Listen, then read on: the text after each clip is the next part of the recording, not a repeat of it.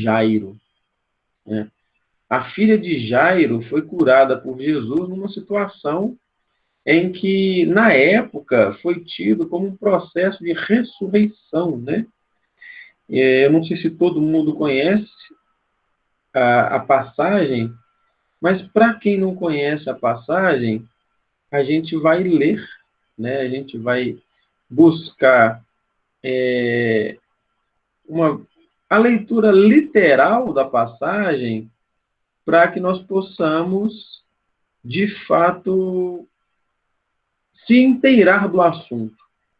E é engraçado que, quando eu fui pensar, né, em qual tema a gente conversar essa semana, e aí eu decidi sobre a filha de Jairo, sem querer, eu descobri que é a continuidade da passagem da semana passada, né, que a gente falou sobre a cura da mulher que sangrava, né, e agora a gente vai falar sobre o que aconteceu depois disso, né? A mulher que tinha um fluxo de sangue há 12 anos, Jesus, quando cura esta mulher, ele estava a caminho da casa de Jairo. Então a gente vai ler a passagem, e a gente vai inclusive relembrar os momentos, né, dele com a mulher, e a gente vai dar seguimento. Então está lá no Evangelho de Marcos, no capítulo 5, a partir do versículo 21. E Marcos narra assim para nós. Depois de Jesus atravessar novamente para o outro lado no barco, reuniu-se uma turba numerosa sobre ele. Ele estava junto ao mar. E chegou um dos chefes da sinagoga, chamado Jairo. Assim que o viu, prosternou-se junto aos seus pés e roga-lhe muito, dizendo: Minha filhinha está nas últimas. Vem para que imponhas as mãos nela, para que seja salva e viva. Saindo com ele, uma turba numerosa o seguia e o comprimiam. E uma mulher que estava com fluxo de sangue há 12 anos, que muito havia padecido sob os cuidados de muitos médicos, gastando tudo quanto tinha, nada lhe aproveitando, mas tornando-se ainda pior.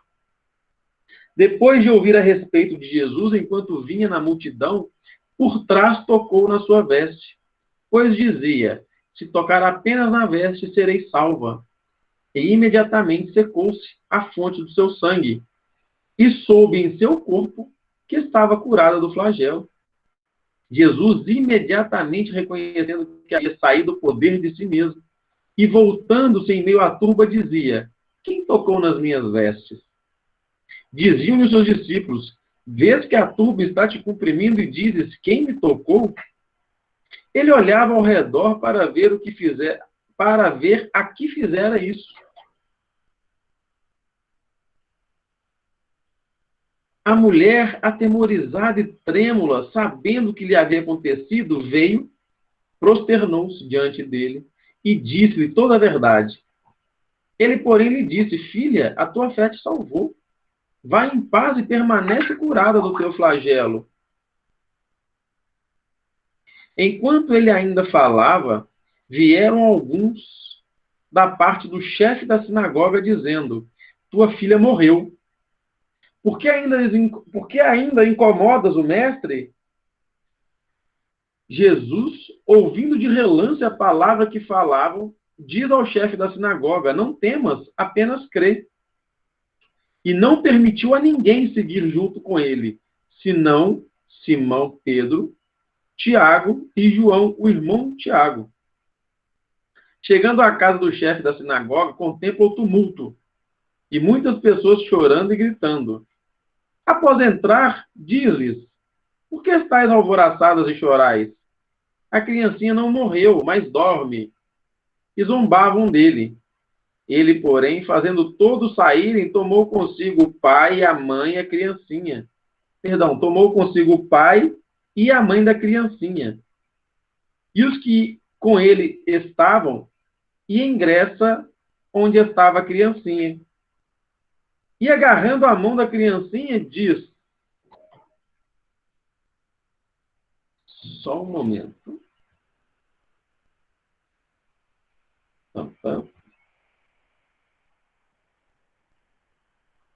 Vicentina, você iniciou aí uma coisa que não era para iniciar. Vou pedir para você voltar daqui a pouco. Bom, dando continuidade. E zombavam dele. Ele, porém, fazendo todos saírem, tomou consigo o pai e a mãe da criancinha e os que com ele estavam. E ingressa onde estava a criancinha. E agarrando a mão da criancinha, diz: Talita cum, que traduzido é: mocinha, eu te digo, levanta-te. E imediatamente a mocinha se levantou e andava, pois estava com 12 anos. E extasiaram-se com grande êxtase. E ordenou-lhe veementemente que ninguém soubesse disso. E disse para dar-lhe algo de comer. E assim termina a nossa parte literal. Gente, eu sou apaixonado com essa passagem por alguns motivos, então vamos a eles. Vocês percebem que o Jairo, ele era chefe da sinagoga, né? Ou seja, alguém que, assim como outros personagens que a gente conhece, era alguém de certa importância nos templos, né? Era alguém que tinha alguns conhecimentos a respeito das leis, né? Dos tempos, da religião da época. E ele faz a mesma movimentação que a mulher que estava sangrando faz, prosternar. Prosternou-lhe aos seus pés. Né? Isso é um movimento muito interessante que a gente vai percebendo que as pessoas que estão em busca de Jesus fazem para alcançar uma graça. Né? E o prosternar é deitar mesmo, assim, sabe? É se lançar aos pés, é se ajoelhar de tal maneira que é como se você quase se deitasse. E ele é um cara chefe da sinagoga, né? Era alguém de uma certa importância lá naquela época. E as pessoas das sinagogas, elas não eram muito de acreditar em Jesus, né? Elas eram contra a ideia de que Jesus era o Messias. Mas ele vai com fé no Cristo. E ele pede. E é engraçado que nesse dia, Jesus está assim, para curar mesmo, né? Ele saiu para fazer o trabalho de cura, independente do que fosse acontecer na reta dele, né? Então, assim, se vocês pararem para perceber, quando a gente, às vezes, traça um trabalho, a gente acaba se incomodando com algumas pessoas que cruzam o nosso caminho, né? Algumas pessoas que nos pedem ajuda, não sei se vocês já passaram por isso, e Jesus não perde tempo. Jesus segue realizando o trabalho que estava no meio do caminho também. Então, ele simplesmente doa aquilo que ele tem, tanto a mulher quanto a criança. A época de Jesus, não sabia-se que havia uma doença chamada letargia, ou catalepsia hoje, né? A catalepsia é uma enfermidade, uma doença, né? Uma patologia, onde a pessoa ela tem rebaixado todos os seus sentidos vitais. E isso dá uma impressão de morte. As pessoas que têm catalepsia, inclusive eu tenho um grande amigo, um dos meus melhores amigos tem, e ele tem uma orientação médica que, após a sua definida morte, é preciso aguardar alguns dias para saber se ele morreu de verdade ou se ele está em processo cataléptico. Então, olha que interessante. Né? Hoje já acontece da medicina cercar essas coisas. Não sei se vocês se lembram, né, ou se sabem disso historicamente falando, mas há alguns anos atrás, os mausoléus, os túmulos, eles vinham com... Alguns, né, quem tinha dinheiro, principalmente, tinha um sininho que ficava do lado de fora e uma cordinha até dentro do caixão. Isso eram os que tinham muito medo de morrer, né? E aí, caso tivesse vivo, balançaria a cordinha, tocar o sino para ser retirado de dentro do túmulo. Tem isso, gente, em cemitérios antigos, assim, né? Em mausoléus. Porque como não se tinha notícias, né, do que seria esse transe, esse processo, pessoas já foram enterradas vivas, enfim. Então, a filha do Jairo, a gente compreende que ela tinha uma enfermidade que não havia ainda consumado com a sua morte, ou com a sua vida. E quem fala isso, inclusive, é Allan Kardec na obra A Gênese. Eu não sei se todo mundo já leu esse livro, mas eu recomendo, gente. É um livro bom toda a vida. A Gênese, de Allan Kardec. E ele explica, o Kardec nem coloca como sendo catalepsia necessariamente. O Kardec ele fala a respeito de doenças, né, ou enfermidades que têm a capacidade de enfraquecer o corpo de tal maneira, mas que não chega ainda a matar. Bom, eu não sei quem já teve a oportunidade de ver, de alguma maneira, alguém desfalecendo, né, tanto no transe da morte ou num desmaio, dependendo da situação, a coisa vai, às vezes, quando é de forma natural, ela vai acontecendo gradativa, né? Então, o Jairo, quando busca Jesus, ele já fala assim, a minha filha está indo embora, ela está morrendo. Né? Ele não busca ela já sabendo que ela estava morta, ele fala, ela está morrendo. Quem dá a notícia é os fofoqueiros no meio do caminho. Então, Jesus já está indo com ele e fala com ele para não preocupar, está indo com ele. Os fofoqueiros vêm e falam assim, aqui, você está enchendo a paciência do mestre à toa, sua filha já morreu. E Jesus faz o quê? Gente, espera aí. Olha o passo, olha o processo terapêutico do Cristo, como é que é bonito. Primeira coisa que Jesus faz, ó, os fofoqueiros chegaram. Se vocês pararem para lembrar, na passagem, tinha uma multidão acompanhando Jesus até a casa do Jairo. Tanto que quando a mulher que sangrava tocou nele, os discípulos falaram assim, é sério mesmo que você está perguntando quem te tocou no meio dessa multidão aqui? Então tinha uma turba de gente em volta de Jesus. Quando chegam os fofoqueiros e fala assim, por que você está incomodando o mestre? A sua filha já morreu? O que a passagem fala para a gente? Jesus muda de postura. Jesus seleciona Pedro, Tiago e João. Deixa eu relembrar. Olha só. Pedro, Tiago e João, irmão do Tiago. Quando o pessoal fala, tua filha morreu, por que ainda incomodas o mestre? Jesus ouvindo de relance. Ô, gente, ó pra você ver, né? A palavra que falavam diz ao chefe da sinagoga, não temas, apenas crê. E não permitiu a ninguém seguir junto com ele, senão Pedro, Tiago e João, irmão do Tiago. Isso aqui é importante da gente conversar, porque às vezes tem coisas na nossa vida que que é um monte de gente participando, mas nem todo mundo está acreditando igual a gente.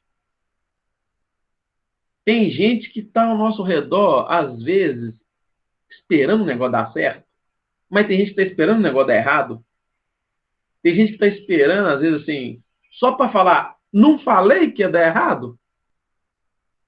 Então, quando essas pessimistas chegam, o que Jesus faz? Oh, vocês vão ficar tudo aí. Vem Pedro, Tiago e João comigo. E o resto fica. Por quê? Já tinha uma outra multidão na porta da casa do Jairo, porque para todo mundo a filha já tinha morrido, então já estava um alvoroço danado. Já tinha um monte de gente. Agora imagina, um monte de gente lá, né, com a morte ali num processo dificultoso, né, da morte da filha do Jairo. Mais uma outra multidão que nem conhecia. Jesus deixa o pessoal de lado e chama 3. Gente, O Cristo tem um poder fluídico que a gente desconhece muito. Nós já estamos há algumas terças-feiras estudando os processos de cura de Jesus, né? Não sei se vocês já repararam, a gente passou por vários tipos de cura do Cristo já, e talvez você já tenha entendido que a capacidade de Jesus de curar, ela é diferente de qualquer coisa. Não adianta a gente conhecer pessoas que já benzedor, terapeuta energético, passista da casa espírita, espírito que cura e faz cirurgia. Ninguém está perto de Jesus nesse processo. Ninguém se aproxima das capacidades do Cristo de operar curas. E o Cristo, vamos lembrar que ele é o governador espiritual da Terra? Vamos lembrar que ele, no livro Brasil, Coração do Mundo, Pátria do Evangelho, quando o espírito Eliu está chorando com Jesus, ele fala assim: Eliu, se acalme. Antes desta terra estar ligada ao coração destas pessoas, é ao meu coração que ele está ligado. Ou seja, se o Brasil está ligado ao coração de Jesus, o mundo também está. E se o mundo está ligado ao coração de Jesus, Jesus sabe todos os processos reencarnatórios de todo mundo. E sabia dessa menina também. E aí ele já fala com o pai dela assim: fica tranquilo, só quero que você creia. Por que só quer que creia? Porque, ué, você não foi pedir ajuda? Então acredita na ajuda que eu estou te oferecendo. Você me buscou. Já perceberam que a gente reza para chover e sai sem guarda-chuva? A gente não tem fé nenhuma. As pessoas ficam assim: não, mas podia chover, né? Você trouxe guarda-chuva? Não. Então você não está pedindo com fé, não, hein? Quem pede com fé, sai e leva o guarda-chuva. Então, Jesus falou assim: cara, você está me pedindo, acredita. Quando você vai em busca do Cristo, lá na fraternidade espírita, aí vem aquelas pessoas que falam assim: não, mas você vai lá naquele lugar com a macumba? Sabe? Não sei se vocês já ouviram isso, né? Não, mas você vai lá naquele lugar que mexe com aqueles negócios ruins? Ruim é a gente, o espiritismo é bom. A gente é que é ser humano, que nós temos nosso problema. E aí, quando o Cristo identifica as pessoas pessimistas, gente, isso é importante demais na nossa vida. Jesus, você não vê Jesus se desfazendo de ninguém. Mas tem duas raças que Jesus afasta dele, três raças que Jesus afasta dele na Bíblia, no Evangelho. Primeiro, disparado, são os fariseus, os religiosos. Jesus, quando tinha que citar alguma coisa de ruim, ele falava assim: olha os fariseus, como é que são. É a única hora que Jesus falava mal de alguém. Falava mal assim, né? Usava como referência uma atitude. Segundo, era alguém que ia o bajular de forma, vamos falar assim, desajustada. É bajulação mesmo, que é aquele elogio sem sentimento. E ele falava assim: afasta de mim, víboras. E os pessimistas. Olha que interessante. Jesus não gostava de andar com pessimista. Andava com ladrão, com prostituta, com assassino, sabe? Com pobre, com doentes, mas pessimista não. E isso tem que significar alguma coisa para a gente. Se você entende que Jesus não andava com pessoa pessimista, entenda, ao ser cristão, é importante que o otimismo venha fazer parte da nossa jornada. Ser otimista não é necessariamente você ter fé cega. A fé que o Espiritismo trabalha sobre fé raciocinada é porque, segundo os Espíritos, tem dois tipos de fé. A fé divina, que é a fé em Deus, e a fé humana, que é a fé em você mesmo. É acreditar nas coisas que você faz e que você pode fazer. Então você me busca. Cadinho, dá uma palestra para a nossa fraternidade? Vou. Aí chega alguém e fala, o Cadinho fala mal. Você pensa, ué. Aí você me procurou, né? O que nós vamos fazer? Ou você vai acreditar em mim que você me procurou, ou você vai acreditar no que as pessoas estão dizendo. É nisso que Jesus fala que se reconhece a árvore pelo fruto. Estou dizendo que a palestra é boa? Não, estou dizendo que às vezes a opinião da outra pessoa não ela não nos ajuda em nada. Eu já recebi 1000 críticas nas minhas palestras. Faz parte. Você vai receber 1000 críticas das coisas que você faz na sua vida. Faz parte. Agora, se as pessoas que andam com você só criticam tudo que você faz, talvez você esteja andando com pessoas que não creem no seu potencial.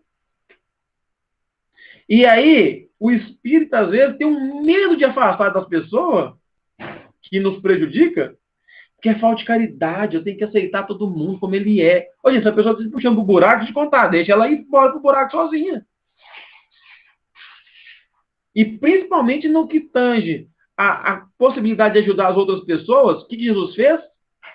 Selecionou quem queria levar. Vem Pedro, Tiago e João, o resto fica. Olha que interessante. Ao chegar lá na casa, tinha uma multidão. O que Jesus faz? Todo mundo para fora. Fala com o espírito para pedir alguém para sair para você ver se você faz. Pastor, pede o pessoal que está ali no salão para dar licença no salão, que eles estão atrapalhando. Ah, mas não pode, que é falta de caridade. Gente, é falta de caridade das pessoas que estão fazendo bagunça, atrapalhando o processo.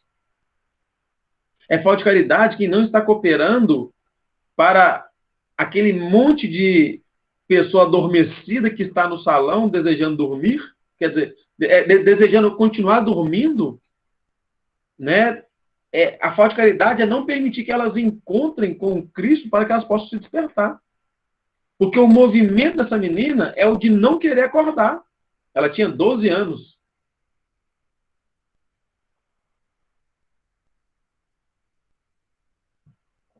Olha que interessante. Vocês lembram há quanto tempo aquela mulher que sangrava já estava sangrando? 12 anos. A filha de Jairo nasceu, a mulher já sangrava. Perda de sangue não é perda de vida? Se você perde sangue, você morre. Jesus usa o fluido dele para devolver a vida para aquela mulher que sangrava há 12 anos. Continua caminhando e usa o fluido dele para devolver a vida para a filha do Jairo. Olha como é que as coisas, como é que parece que Jesus selecionou assim, hoje eu vou trabalhar só com o pessoal que está perdendo vida.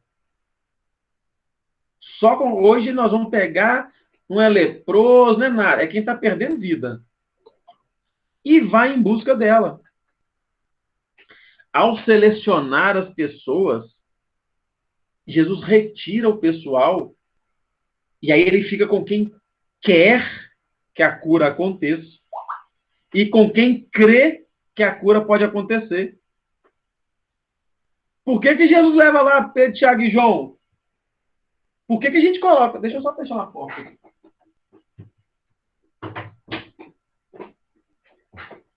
Jesus não é bobo, é nada. Sabe o que ele leva? Ele leva a equipe de sustentação dele. Sabe aquele pessoal lá na fraternidade que fica sentado atrás da mesa, lá nas preces? Pessoal da sustentação? Jesus leva Pedro, Tiago e João para sustentar o trabalho. Agora, vocês imaginam que é ter uma corrente de Pedro, Tiago e João? Deve ser um negócio muito doido, né? Deve ser um negócio... Deve ter energia para curar meio mundo de uma vez só. Lembra que no Espiritismo, quando a gente pega lá a passagem do Espiritismo, quando fala sobre a fé transporta montanhas, os Espíritos determinam que fé é a vontade de querer? Gente, leiam isso lá. Fé para os Espíritos, a vontade de querer e a certeza que essa vontade vai obter satisfação. Quando você vai trabalhar com cura, não dá para trabalhar com quem duvida, não. Imagina Jesus falando assim, eu vou botar a mão, mas pode ser que não levanta, não. Jesus vira lá para o paraplégico e fala assim, vamos tentar levantar e andar? Mas eu estou treinando ainda. Se não der, tudo bem. Imagina Jesus falando isso. Dá para conceber Jesus falando isso assim? Vocês conseguem pensar em Jesus falando um negócio desse jeito? Então, é importante a gente entender que o Cristo, ele sabia do que ele era capaz. Ele tinha noção plena e conhecia as histórias. E ele pede para ele assim, olha, eu só quero que você confie, creia. Tira as pessoas que não acreditam. Porque, gente, deixa eu contar para vocês um negócio. Já falamos aqui para trás também sobre o poder do pensamento. Pensamento é força criadora. O pensamento mal direcionado, ele atrapalha trabalhos de cura. O pensamento mal elaborado, eu não sei se vocês sabiam disso, mas o pensamento mal elaborado, o pensamento desequilibrado, ele atrapalha o processo mediúnico qualquer um. Sabe quando você chega lá, não sei quem, alguém que já foi lá no Irmão Glacos, ali, talvez seja a casa que eu tenho mais perto para dar esse tipo de referência, que ficam os médiuns psicografando lá na frente, né? Eu não sei se vocês sabiam, mas aquilo é dificílimo de fazer. Porque o salão tem 300 pessoas. Tem 300 pensamentos equilibrados, pedindo socorro, pedindo a bênção de Deus, pedindo cura, pedindo alívio, outros pensando bobagem, outros preocupados em dormir, e as pessoas têm que concentrar na mente do espírito. E pensamento, gente, irradia. Pensamento não tem barreira, não tem tempo e não tem espaço. Eu já contei para vocês aqui meu caso com o Caboclo Pena Branca, lá na fraternidade que eu ia lá, e de tanto pensar nele, ele chegou e falou assim, oi, tudo bem? Eu falei, tudo bem. Ele falou assim, o que você quer? Eu falei, uai, que bom que você veio. Ele falou, eu vim mesmo, você me chamou a noite inteira. Você ficou gritando com seus pensamentos aí a noite inteira. Então a gente não sabe o alcance que os nossos pensamentos têm. O que Jesus entende de fazer? Um cerco energético. E Jesus já estava treinando Pedro, Tiago e João, eles dormem, inclusive. Quando Jesus leva eles para orar, eles dormem. Jesus leva eles para orar no monte, lá na transfiguração, e eles cochilam enquanto Jesus vai orar. Parece a gente na fraternidade, né? O pessoal senta lá na corrente vibracional, dorme e fala que desdobrou. Mas dormiu até. Aí ele baba e fala que doa ectoplasma. A gente espírita é um bicho bobo danado. Ai, ai, eu racho de rir. Então, assim, o processo nosso sobre a cura é entender que até a gente chegar no nível de Jesus, nós temos que muita coisa para aprender. Para curar alguém no passe, não precisaria de uma cabine vermelha, vocês sabiam disso? Jesus curava no meio da luz do dia. Sol desértico do Oriente Médio. Mas é um sol que a luz talvez fosse menor do que a luz do próprio Cristo. Vocês têm noção disso? Vocês têm noção que Jesus usa o sol para reunir com os amigos dele para decidir o destino da Terra, dos planetas que eles governam? A gente precisa da luz vermelha na cabine de paz porque a nossa fé é tão grande que se acender a luz branca queima as energias. A nossa potência de transmissão de energia é tão pequena que a gente tem dificuldade de transmitir energia se não tiver na penumbra. Então a gente tem que arrumar formas de fazer essas coisas, né? Mas Jesus ensina pra gente assim, olha, deixa eu falar para vocês que para curar alguém tem que preparar o ambiente muitas vezes. E nós estamos falando de uma criança. Olha o carinho de Jesus. É uma criança, então merece cuidado. A cabine de paz também tem um momento certo só de criança, né? A gente vai buscando entender nas passagens do Cristo o carinho dele com cada um. O carinho dele com as particularidades.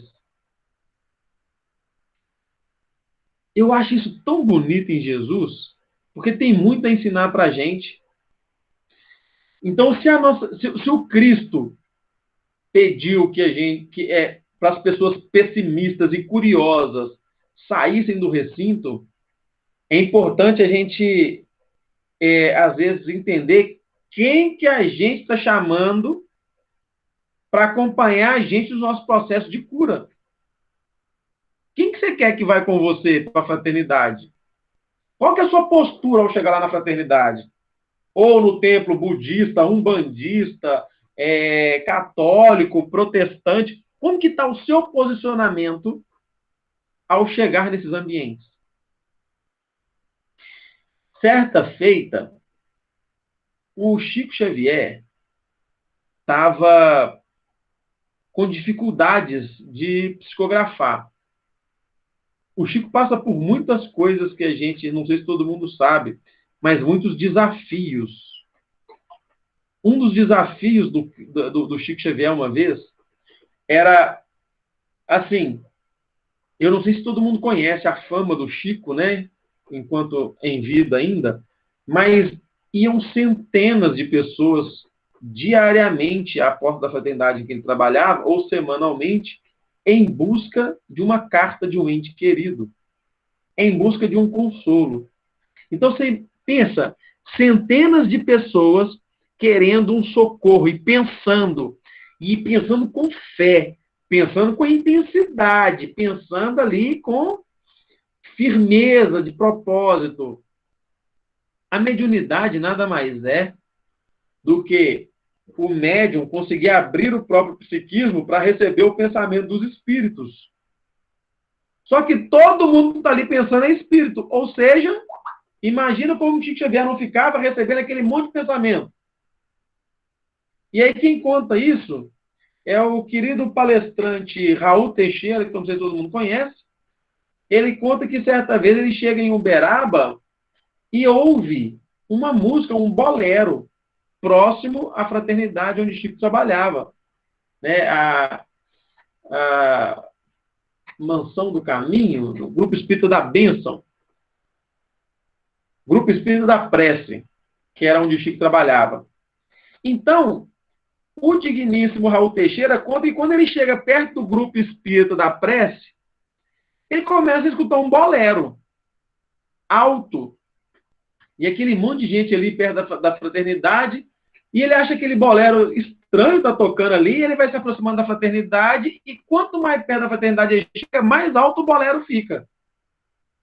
E aí acaba o bolero e começa a tocar uma bossa nova. Acaba a bossa nova, começa a tocar uma música popular brasileira. E a hora que ele assustou, que ele entrou dentro da fraternidade, do Grupo Espírita da Prece, as músicas estavam lá dentro. E ele achou aquilo super estranho. E o Chico psicografando e tocando bolero de Ravel, e depois tocava outro bolero, e tocava um samba de raiz. E aí, a hora que acabou o trabalho todo, ele ficou encucado, né? Uai, o que está acontecendo? E o Chico, claro, com as suas percepções mediúnicas e a capacidade dele de identificar pensamentos e sentimentos, ele, na conversa, né, com o Raul Teixeira, o Raul pergunta: uai, Chico, o que está acontecendo? E o Chico foi e explicou para ele que o que estava acontecendo, que naquela fase, os pensamentos das pessoas eram tão intensos que atrapalhava a conexão dele com os espíritos. O que o Emmanuel pediu? Que ele colocasse músicas populares para que, ao tocar as músicas populares, a multidão que estava ali dentro da fraternidade, pelo menos uma parte se desconectasse do psiquismo dele e começasse a pensar na música. Então, tocava uma música lá que 50 conhecia, era 50 cabeças a menos pensando no Chico. Tocava uma outra lá que 100 pessoas conhecia, era 100 pessoas a menos bombardeando a mente dele com os pensamentos de socorro, de rogativas. Olha como é que o negócio é intenso. Então, a música era uma distração mental para as pessoas e a chance do Chico se concentrar no trabalho. Na época de Jesus lá não tinha música, o que ele faz? Sai daqui tudo que é o pessimista. Fica todo mundo lá de fora. E aí o mais interessante, Jesus fala assim, olha, ela está dormindo. E a hora que ele fala que ela está dormindo, ainda tinha gente para zombar. Percebe por que Jesus tira o pessoal? Gente, tem gente que não está preparado. Você fala com uma pessoa assim, eu converso com o espírito, ela vai rir na sua cara. Tem gente que não está preparado para algumas verdades que você vive. E ela está errada? Não, ela só não teve as oportunidades de ver o que você já viu, viver o que você já viveu. Então, na falta de oportunidade disso, o que acontece? Ele se tranca com quem é de interesse, estende a mão. Olha que gracinha. Eu acho isso aqui uma gracinha. Olha só. Agarrando a mão da criancinha, diz, Talita cumi, que traduzido é, mocinha, eu te digo, levanta-te. E imediatamente a mocinha se levantou e andava. Gente, nada mais gostoso que você ter alguém que te segura pela mão e falar assim, vem. Tem hora que no Espiritismo as pessoas falam assim, vai que eu tô te vendo. Jesus fazia diferente. Jesus pegava pela mão e falava assim, vem comigo. Lembra que a mulher que sangrava, e sangrar é perder vida? Jesus estava ali para dar vida para as pessoas. E segundo a obra A Gênese, a enfermidade dessa menina apenas a deixava num estado de quase morte, alguém chamaria hoje de EQM. E a gente sabe que as pessoas chegam adoecidas na fraternidade, elas recebem passe 1 semana, 2 semanas, 3 semanas, 1 mês, daqui a pouco ela está bem. Porque ela começa a receber uma injeção de energia e que vai sustentando ela na fraqueza dela, que daqui a pouco ela consegue se vencer. Só que nós estamos falando de Jesus, né? Ele vem com a injeção numa dose cavalar e transfere as energias psíquicas para aquela menina. Alguns estudos, até espíritas, dizem que essa menina tinha um quadro depressivo que ela não queria viver. Vocês vão descobrir isso daqui a alguns meses, quando sair o projeto Religare do grupo Verbos Diversos, que tem uma música que chama Aceita, que conta a história da cura da filha de Jairo. E em pesquisas, eles descobriram, né, que o problema dessa criança é que ela estava desistindo da vida. E o que Jesus faz é insuflar a vida nela para que ela tenha coragem de viver. Mas lembra que, às vezes, quando a gente está com medo, o que a gente quer é que alguém tome a gente pela mão? Jesus pega pela mão e fala assim, mocinha, levanta. E ela levanta e começa a andar. Então, o Cristo toma ela pela mão e devolve para ela o anseio de viver. É interessante a gente entender que o processo de cura, muitas vezes, para ele se solidificar, é importante ter um ambiente propício. E o Cristo, ele prepara esse ambiente com as melhores pessoas que ele podia. E no livro Caminho, Verdade e Vida, do querido Emmanuel, ele escreve uma coisa muito interessante. Olha só. Jesus impunha as mãos nos enfermos e transmitia-lhes os bens da saúde. Seu amoroso poder conhecia os menores desequilíbrios da natureza e os recursos para restaurar a harmonia indispensável. Quando aqui fala que Jesus conhecia os menores desequilíbrios da natureza, eu quero lembrar quem já leu o livro Missionários da Luz, ou para quem está lendo ou vai ler, que é uma das obras que eu muito admiro ao falar sobre paz, que é um dos livros que a gente usa nos cursos de paz. Lá o Alexandre explica assim para André Luiz: para dar passe no plano físico é necessário ter boa vontade. Mas para ser um trabalhador no plano espiritual, é necessário conhecimento profundo da fisiologia da alma. Pô, gente, ó que doideira! É por isso que quem já passou em curso de paz que eu participo, eu sou muito chato com a necessidade de estudo do passista. Porque se para os espíritos você tem que ter conhecimento profundo da fisiologia da alma, por que que na nossa boa vontade a gente não pode se esforçar um pouquinho mais? Nós vamos ficar querendo todo mundo agir na base da intuição. Ah, já que só preciso de boa vontade eu tenho. Poxa, lembra que Jesus selecionou as pessoas próprias para curar? E aí, se tiver passista me ouvindo aí, é disso que nós estamos falando assim. Jesus selecionou as pessoas que ele queria para poder ir para o trabalho de cura. Apóstolo João, o mais amado, por quê? Era o que mais amava. Apóstolo Pedro, o mais velho, o mais sábio. E o Tiago? Não era o Tiago, que era o médico? Olha como é que Jesus seleciona bem o pessoal. Vai fazer um trabalho de cura, não chama qualquer um, não. Por que eu vou ser qualquer um para querer curar os outros? Gente, trabalho de cura não se improvisa. Você não está à toa falando, deixa eu sair para dar uns passos para curar alguém aqui. E sai no meio de sabe, do tumulto emocional, do tumulto psicológico e vai querer curar os outros. Não é assim que funciona. E aí ele fala que Jesus conhecia os menores desequilíbrios. Ele sabe a intimidade dos processos. Por que a gente, para querer curar os outros, quer fazer um curso de passe uma vez e nunca mais quer reciclar? A gente nem leu. Porque, espírita gosta de ler romance, mas não gosta de ler livro de estudo, não. Se eu estiver mentindo, vocês me corrigem. Mas a maioria gosta de ler romance. 90% dos passistas que eu conheço nunca leu uma obra do Ernesto Bozano, nunca leu uma obra de Gabriel Delany, nunca leu uma obra do Camille Flammarion. E aí? Nunca leu uma obra que não fosse esotérica sobre energia.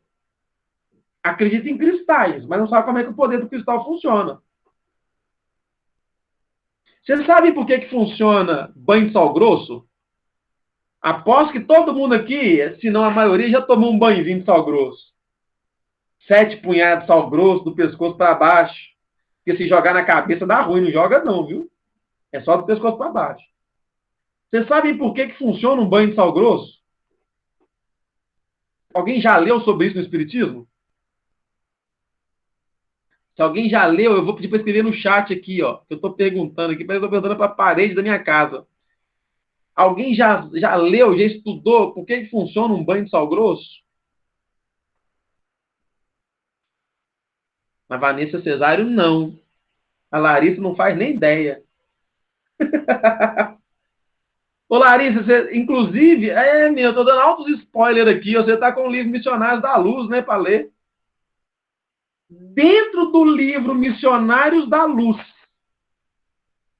tem a explicação, se é que eu posso dizer científica, e eu vou usar a palavra científica dentro do espiritismo, tá? Não da ciência convencional, do porquê que o banho de sal grosso resolve.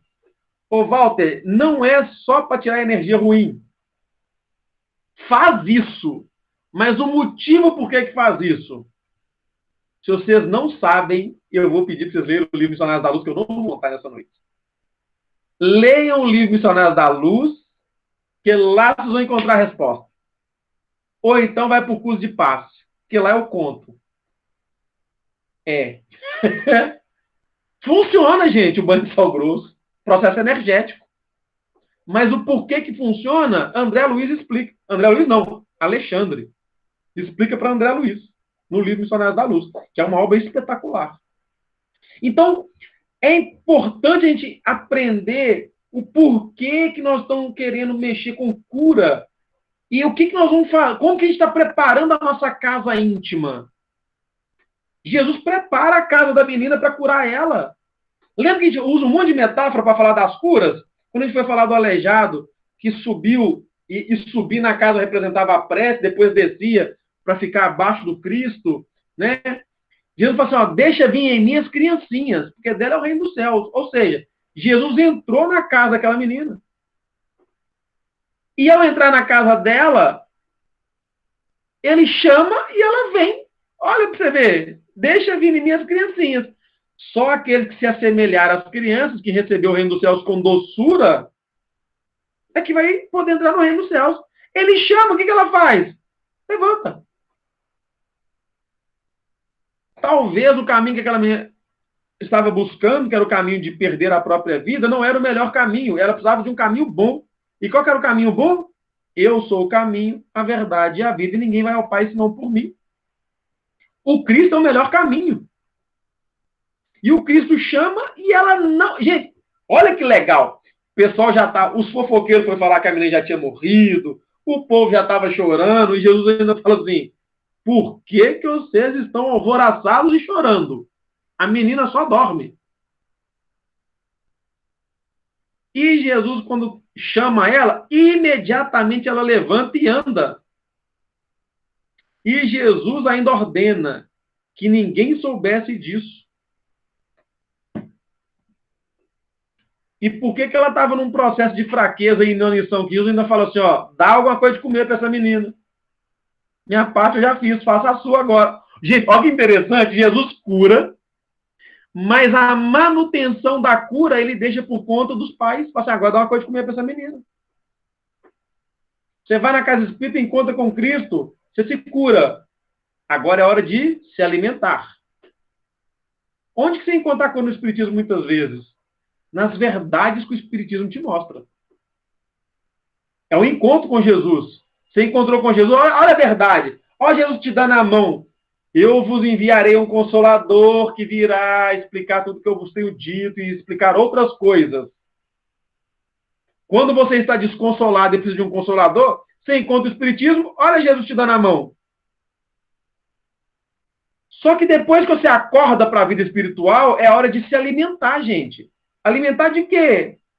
Coisas que vão te fazer ser uma pessoa melhor, mais otimista, mais feliz. Não adianta ser esse espírito que fica pregando morte, dor, tristeza. Ai, eu tenho que sofrer.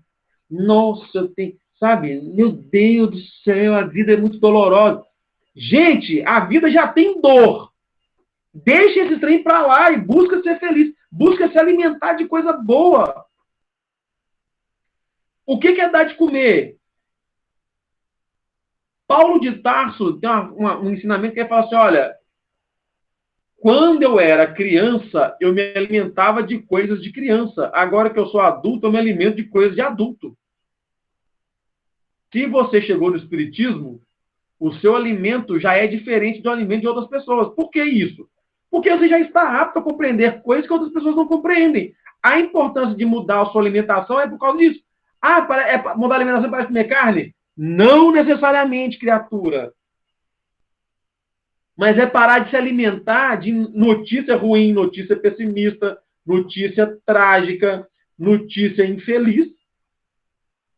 Busca no livro Palavras de Vida Eterna do Emmanuel, obra que lá no Miramês é vastamente direcionada, a leitura que chama Alimento Verbal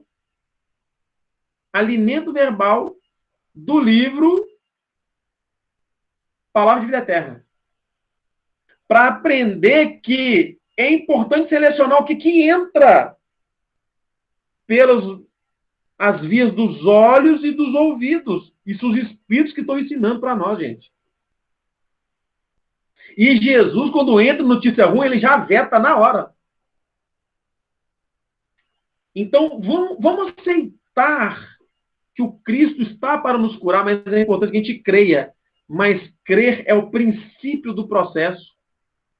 Depois que você crê em Jesus, é importante retirar as influências perniciosas, as más influências, que quando você fala assim, quer parar de fumar. Aí vai falar assim, pra quê, menino? Você é boba. Fumar é tão bom. Eu quero parar de falar mentira. Mas pra quê, menino? Falar mentira é tão bom. Eu não conheço uma pessoa que fala assim, fazer umas maldadinhas. Conheço quem fala isso. Fazer umas maldadinhas de vez em quando é bom. Então você fala, quero fazer um regime. Pra quê, menina? Você vai fazer regime? Sabe? Eu quero me vestir melhor, mas pra quê? Gente, o negócio é quando você entende que você pode ser a cada dia a sua melhor versão. E se você quer fazer isso para se sentir bem, faça. Se você quer fazer isso para ficar melhor com você mesmo, faça. Perguntaram para Chico Xavier, lá no Pinga Fogo, em 1971. Chico Xavier, cirurgia plástica é bom ou ruim? Ele fala, se servir para melhorar a autoestima da pessoa, é bom. Então, se a pessoa vai botar silicone, vai tirar peito, vai colocar a bunda, vai mexer na perna, vai mexer... Gente, se a pessoa vai melhorar a autoestima dela, você não tem nada a ver com isso. Porque esse pode ser o processo de cura dela, mas quando a gente fala assim, vai ser bom para a pessoa, se é bom para ser bom, tem que ser bom para mim e para você. Então tem gente que às vezes se sente mal com o próprio corpo. E se o negócio for ela ir para academia para ficar bem, e ao ficar bem ela vai fazer o bem para outras pessoas, deixa aí. Então tudo que você faz para melhorar o seu corpo, para você se sentir bem, para fazer o bem para outras pessoas, faça. Conseguem me entender? Eu espero que sim. Então, Cristo, ele seleciona as pessoas que vão ajudar e não criticar. E aí entra o processo dele de entender que cada um dá o que tem. Ele também não critica ninguém. E Jesus não fala assim, você não vai, você não vai, você não vai. Ele pega os que vai e vão embora, vão comigo. Eu escolhi vocês para ir comigo. Senhor, meu pai, antes de te seguir, deixa eu enterrar os meus pais que morreram. E eu falo assim, deixa aos mortos o cuidado de enterrar os seus mortos. Quanto a você, vai pregar o reino de Deus. Posso contar um segredo para vocês? Eu sei que a situação política do nosso país não é boa. Eu sei que a situação econômica do nosso país não é boa. Eu sei que o nosso sistema educacional não é bom.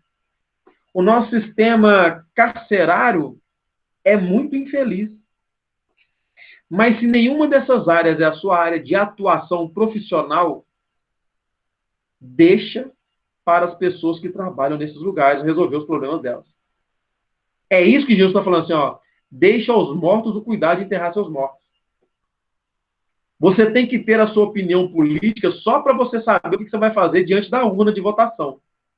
A sua opinião sobre o seu prefeito, sobre o seu presidente, sobre o seu governador, quando você destila veneno nas conversas de corredor da sua casa, do seu trabalho, da rua, e inclusive da fraternidade, porque acontece, você está se contaminando de uma energia infeliz que vai te atrapalhar a executar os seus trabalhos de cura. Porque não dá para sair fofoca e ódio sobre os governantes de uma boca e depois ela abençoar. Para querer curar, me entende? E eu não estou aqui dizendo que você tem que ser um alienado. Busca as informações que vão fazer com que você seja uma pessoa cada vez melhor, mais apta a tomar boas decisões. Mas foge das contendas, das discussões infrutíferas que não alterarão o rumo de ninguém. Não sei se deu para entender. Se a sua opinião pode influenciar alguma coisa lá no projeto da Câmara e que você trabalha lá, aí tudo bem, lá você vai. Mas dentro da cozinha da sua casa, discutir por causa de A ou B é levar fel para dentro do próprio lar. O que você pode fazer de bom para as pessoas? Ao entrar na casa de alguém, entenda, eu vou visitar fulano, beltrano ou ciclano. Qual que é a companhia que você leva para casa dos seus amigos, dos seus familiares? Porque Jesus selecionou Pedro, Tiago e João. Ao ir visitar uma pessoa, qual que é o assunto que você leva? Entende? Jesus fala assim, quando você for entrar numa casa, fala antes assim, a minha paz vos deixa, a minha paz vos dou. Mentira. Ele fala, paz seja nessa casa. Aí eu entro na casa de alguém e falo, como bom espírita, paz seja nessa casa. Mas você viu que bobagem que o prefeito fez? Ô, gente, aí não adianta, ué. Nossa, você viu fulano, beltrano, aí sem contar as fofocas de artista. Pessoal, nós temos que desenvolver as nossas opiniões, os nossos assuntos. A questão é só tomar cuidado quando, como e onde. Como, quando e onde. Para que a gente não seja uma matéria de adoecimento do lar das outras pessoas. Às vezes o lar que você entra tem alguém lá dormindo, precisando de acordar. E o que acorda ela é o Evangelho de Jesus. É o caminho, a verdade e a vida. Isso é ser otimista. Quer dizer também que vai ficar só falando de Evangelho o tempo todo? Não. Ser otimista, ser feliz. Jesus não prega a palavra dentro da casa dessa menina. Ele só chega lá e cura ela. Só chega lá e cura. Então só chega na casa das pessoas e seja otimista. Seja feliz. Espero que a gente possa ter conseguido passar essa mensagem. Para que nós possamos ser pessoas que vão ajudar as pessoas a reviver. Olha o que o Emmanuel termina falando aqui, ó. O mestre sabe enquanto nós outros estamos. O mestre sabe enquanto nós outros estamos aprendendo a conhecer. É necessário, contudo, não lhe desprezar a lição, continuando por nossa vez a obra de amor, com mãos fraternas. O mestre sabe, gente, nós estamos aprendendo. E no nosso aprendizado vai ter erro, e está tudo bem. Onde exista sincera atitude mental do bem, pode estender-se o serviço providencial de Jesus. Não importa a fórmula exterior. Cumpre-nos reconhecer que o bem pode e deve ser ministrado em seu nome. Quando ele fala que não importa a fórmula exterior, não interessa se é com a imposição de mão do pastor. Não interessa se a imposição de mão é do padre. E você vai precisar de um crucifixo ou de uma hóstia. Não interessa se precisa do ramo de arruda no pé da orelha. Não interessa se é a imposição de mão do passe. Quem está falando isso aqui é Emmanuel. Não importa a fórmula exterior. Cumpre-nos reconhecer que o bem pode e deve ser ministrado em nome de Jesus. Então, gente, não sei se vocês perceberam, cada vez mais o Espiritismo convida a gente a ser menos crítica e mais prática. Menos crítica, mais prática. Para que a gente consiga desenvolver um bom caminho. Um caminho menos ardoroso. Agora que eu voltei para o chat aqui, qual o capítulo do Missionários da Luz, Walter? Não conto. Só no curso de passe. É bom que lê a obra toda. É isso, gente. Silvana, é isso mesmo, né? A oportunidade de servir no passe é essa. Né? A gente só estende a mão. Quem faz o resto são os Espíritos de Deus.